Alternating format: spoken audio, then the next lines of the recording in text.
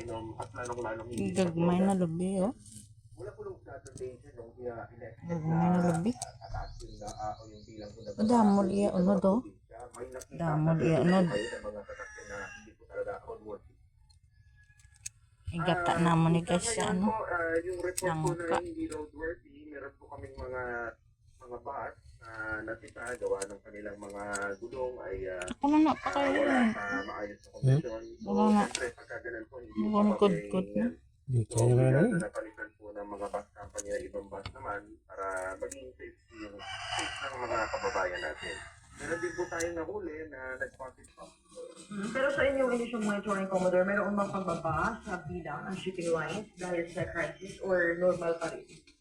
Well, at we speak po, wala pa naman pong ganyang information. Sa araw-araw naman po ang ating pakikipag-ugnayan, hindi naman po sa DTA kasama po yung Marines. Okay, sa ngayon, tumitindi pa itong heat index. Kumusta naman yung kalagayan ng mga Philippine Coast Guard personnel? Iyon, kaya ayon sa tanggapan ay minimal lamang ang epekto ng mga pansamantalang pagsasara. Nabatid na ang Western Visayas na may pinakamataas na bilang ng mga gasoline station na pansamantalang nagsara sa Visayas mula nang mangyari ang fuel crisis.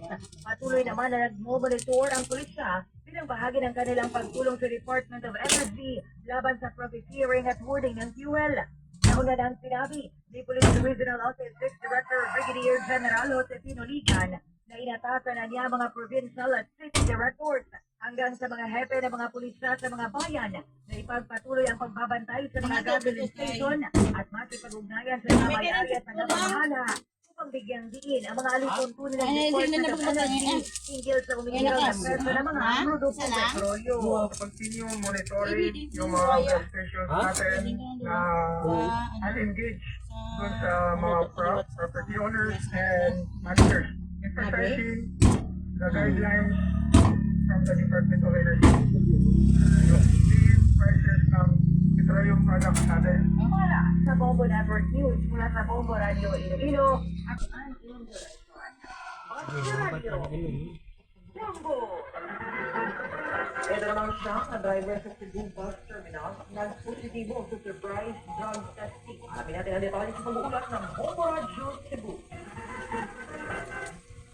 Nagsagawa ng surprise drug testing ang mga tauhan mula sa regional offices sa Philippine Drug Enforcement Agency, Land Transportation Office, Land Transportation Franchise and Regulatory Board, Philippine Coast Guard, Philippine National Police, local government units sa Cebu North at taxi driver ang nagpositibo. Samantala sa South Bus Terminal, mayroong 204 na individual ang sumailalim sa drug test kung saan 8 ang nagpositibo, 3 ang taxi driver at 5 sa bus driver. Ayon sa PIDEA 7, ang mga individual na nagpositibo ay i-refer sa mga LGU para sa kanilang rehabilitation assessment para sa na-active na intervention.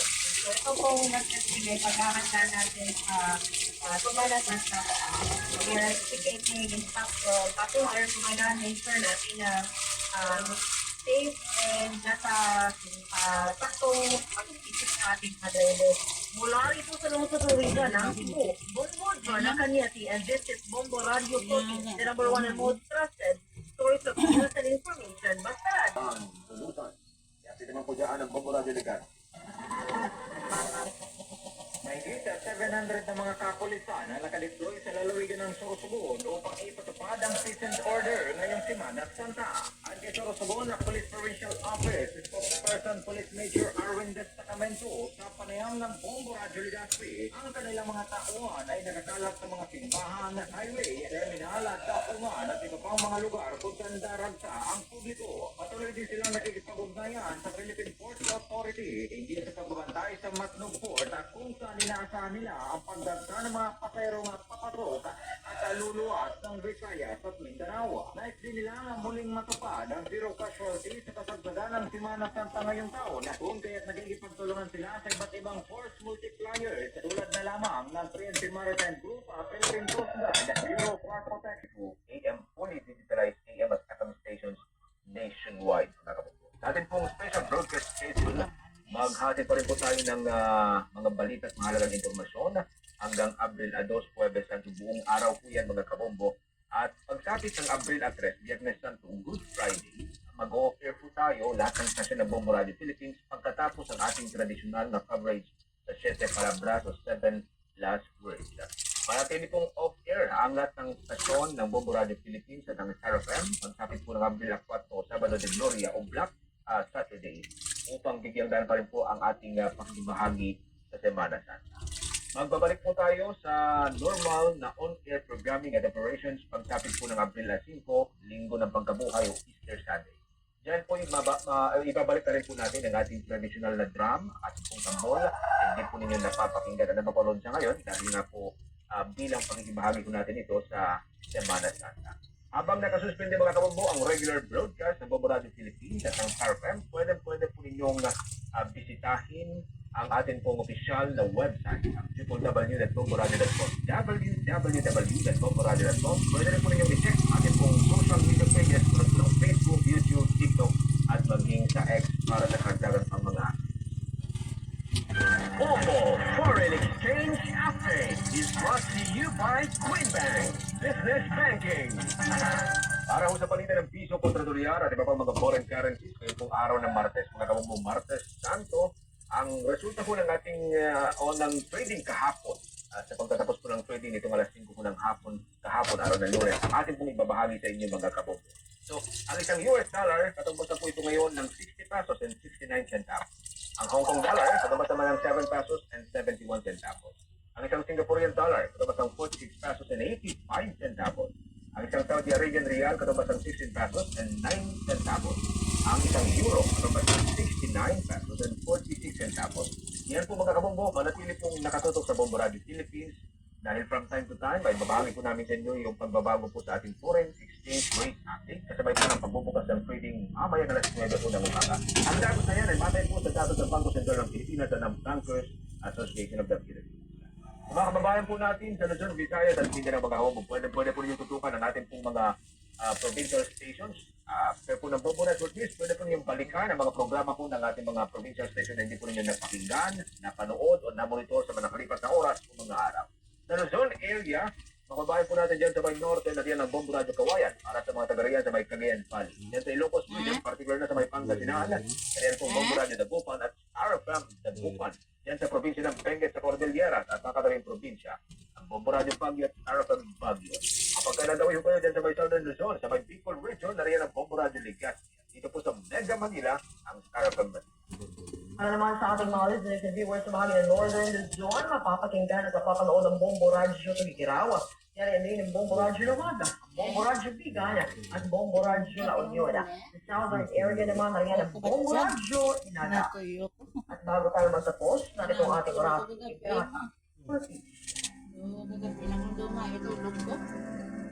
God, our Heavenly Father, Lord of peace and justice, we humbly come before you during this time of escalating geopolitical tension in our part of the world.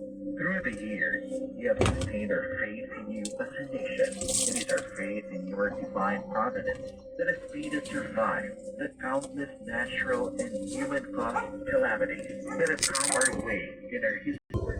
Rescue us from the malevolent forces that influence world leaders. For we believe that Karoon na natin ito pabukalon O, tayo. paano yung pabuklanan kay ipamalamlahasan nila dutay? mercy for the times when our fears and suspicions have tainted our perception of Sa diesel, no, kanada sa 12 pesos and 90 centavos. No, kadalito. Sa gasolina naman, may pagsaka pa 2 pesos and 90 centavos. Ang kerosene ay sa 2 pesos and 40 centavos. So, mga pagbago din nakabase sa ulan sa lagi sa global market. Sa tunga-tunga sa nagkakarayon. Nga, kung natrapo naman. Daging trapo mo naman. Middle East, no, nakapekto sa global supply ang presyo. No, kay ang Lalo. report nga naman, ito nga naton nga Hindi ka nadalo ko yan. Ay, kay video ko. no, sa ang Iran, no, dara sa Strait of Hormuz, ining mga tangke. Alam mo naman, lahalang anay. Ako no, tangke sa crude oil, no, nga pagwa, no, nga gina-supply sa bilog ng kalibutan, agod nga ti antos kita, no? Sa may prediction gani, ang iba na to na matuturan na to, na magalabot pa sa 200 pesos, no? Ang presyo, sa kada litro, sang turbo, no? Mga 200 gig, no? pesos sa marabutan pa rin mo. Why na to, bay, pag dagdag, ha? Makabulit nila sa problema ta. No, sa presyo sa ano, sa pagparubo sa presyo sa petrolyo. Dole na. Kanina sinasa, Ni? presyo sa hindi Ako lang maka... mga Ito na niyo. Prito. Magpang-grocery kita, ha? Oo, kasi basta mag-transporter, magbiyahe kung magbuha mo pa ng ang presyo, no? Sa produktong petrolyo. Damo nga negosyo, aminerado, iti, pagpaihan, no? Mag-isog paihan ng magliyado nga trabaho, no? Kung naamunin ka, dako sa naman nagkaberan kang Wow. Masita naman, guys. Sarap nito. kaya man, namamuhin ko Ha? na rin ang mga gano'n. Kung pwede mo lang man, marilado, no? Sobrang ay na bantayan natin, no? Sa dudre nga, balain ni epekto, no? Ganun talaga sila nga, oy, may ara naman tato mga $1 million barrel, no? Nga maabot rin sa aton. Ano talaga na silbaran supply, no? Sang atong petroleum products rin sa Pilipinas, no? Kung ang presyo sa gapo nagasaka, nagasaka, no? So, maabot man ang tempo, no? Nga ma-paralyze ang tanan. Ang value, no? Sa peso subong sa dolyar, no? So, swerte na ka, no? Kay nagdagat na sa almost 50 pesos, no? Ang presyo sa ako ng baylo sa piso sa isa ka US